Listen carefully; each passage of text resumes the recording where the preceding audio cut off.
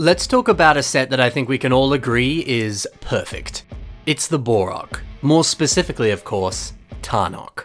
In this video, I want to discuss why this set rocks, and I want to highlight all the excellent pieces that are included in this set.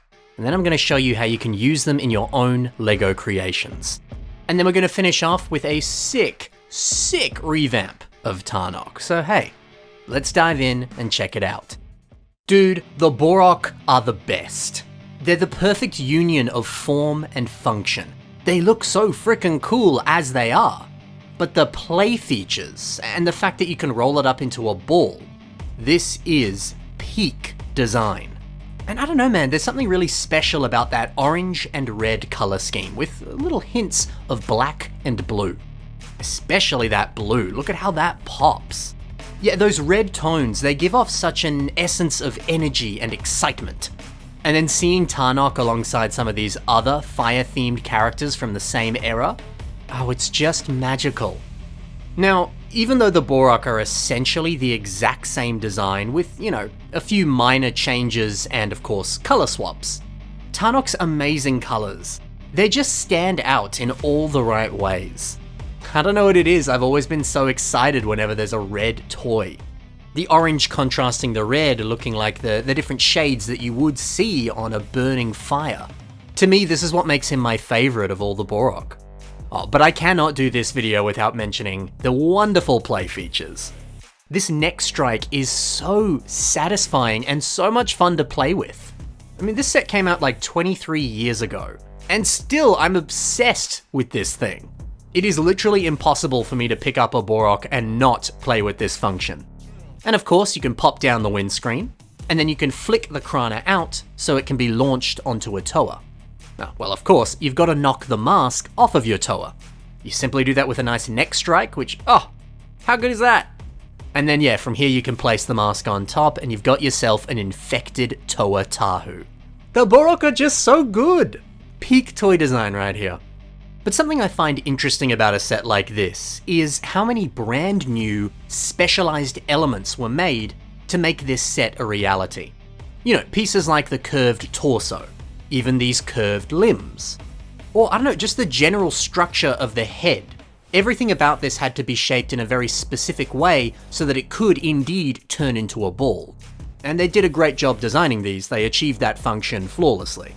But there are a lot of brand new pieces here. The Krana holder element, the Bohrok shield piece, there's so many. Now, when this sort of thing happens in a modern LEGO set, people tend to complain. You get these hyper-specific parts that can be very nice in that one set, but it can lead to some pieces that are a little bit difficult to use anywhere else. Whether that's on other sets or other custom creations, the piece is just so hyper-specific for its original intention. Some people say that this is limiting. This is often a complaint that you hear when brand new LEGO sets come out. And personally, I have never agreed with this argument. Any piece, no matter how weird or obscure, it can easily be used on any custom creation, you just have to get a little bit creative. I would argue that's the entire point of LEGO as a system of play. So having weird obscure pieces that are hyper-specific is great. To me, there's no argument here. But I can't help but think if this set released today, instead of in 2002, yet people might have frowned upon these hyper-specific elements. They'd maybe want to see LEGO using more existing pieces in creative ways. Which, I don't know, seems like a bit of a silly argument, but it is an argument that people do have today. But hey, thankfully, so many of these pieces remained staples of future Bionicle sets and MOCs. Despite their very specialized nature, they are super helpful and have all kinds of uses. So why don't we check out some ways that people have used these pieces in their own custom creations, and I can show you just how good these pieces really are. We'll start off with this Bohrok windscreen piece. Look at these lovely translucent colors with that little bleed of red marbled through it. So pretty. I rather like how Sir Iggs has used it here. The pronounced and rounded shape of this piece works perfectly for a rounded belly. And I also appreciate how placing other red pieces behind this windscreen, it starts to make this piece feel a little bit less translucent. and as a result, it just kind of blends in with the rest of the design.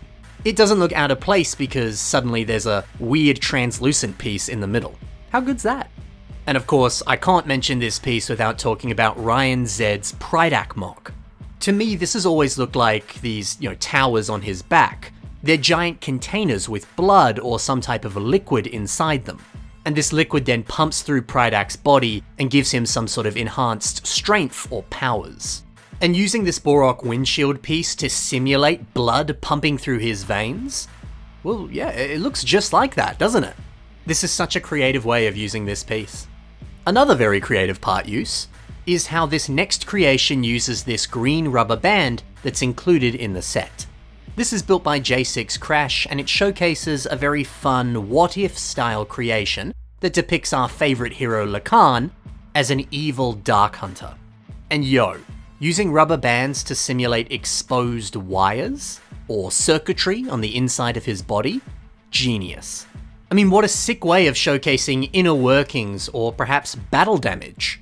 Oh, that's good stuff. This set also includes these delightful orange curved limbs. And PKG Core Official, they've used some white ones for an excellent finger design. I like how this looks. Maybe you could get these pieces and do something pretty similar. Let's move over to Tahnok's shield element. The fire highlights on this, they're stunning. And even these little indents on the side forming this nice texture. It's remarkable. But I'm a big fan of what Sapphire Is Here has done on this fish MOC. Using them for fins is very smart. And I like the fact too that this is taking it out of that fire context and using it for something a little different. Heck yeah. The set also includes these nice black pieces that make up the head of Tahnok. And check out some of the details on the inside of this piece. Ooh, baby.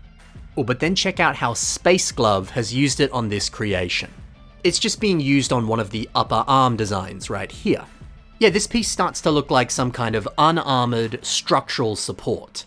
The heavily robotic and very industrial look of this piece, it's a brilliant match for a very sci-fi robot like this. I think that's great. And finally we have this blue Krana. Of course, all of the different Bohrok came with Krana in different colors and different variants. Tahnok specifically came with any one of these blue variants that you're seeing here. This is just the one that came in my set. And Bionicles, he uses a different variant of this Krana for a very funky head design. People just do not use this piece as a head design.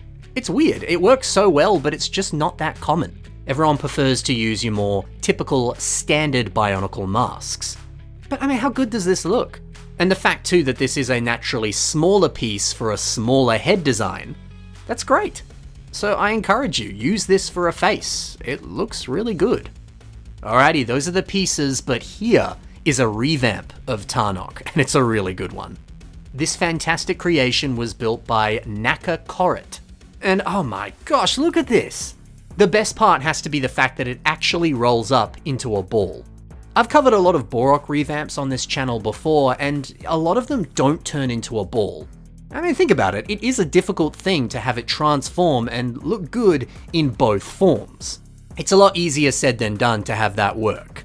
But when it does work, it's so satisfying. I'm so happy to see that this actually works. So yeah, look, the Bohrok themselves, if we compare this to the original set, they are surprisingly terrifying. Transparent heads that let you see their brain inside. They got these little white hog-like teeth or tusks on the front of their face. And they just kind of look like strange little aliens. They're horrifying, but also kind of cute. So what if on a revamp you take away all that cuteness and you up that horrifying element even more? Yeah, turning Tahnok into a nightmare.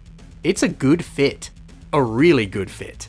I quite like the inclusion of some of these dark tan claws on the pincers as well as on the teeth. And as well, turning those tusks into more of a toothy maw, with what does appear to be posable teeth and a movable jaw. Oh wow. It's certainly a different take on the character and the concept of a Bohrok, but it works, doesn't it? And I don't know, I just like seeing eldritch horrors, kaiju, giant creatures, all that kind of stuff in Bionicle form. I think this is a perfect blend of two amazing things, and a really fun and different take on Tahnok. Always a pleasure to see. So baby, that's Tahnok. What a good set with really, really good pieces. And hey, if you liked some of the creations that I spotlighted in today's episode, take a look at the links below. There you can find links to all the social media of those builders that I featured. Maybe you can go give them a like, a follow, and see some of their other amazing work. Thank you for watching, guys. Happy building, and bye for now.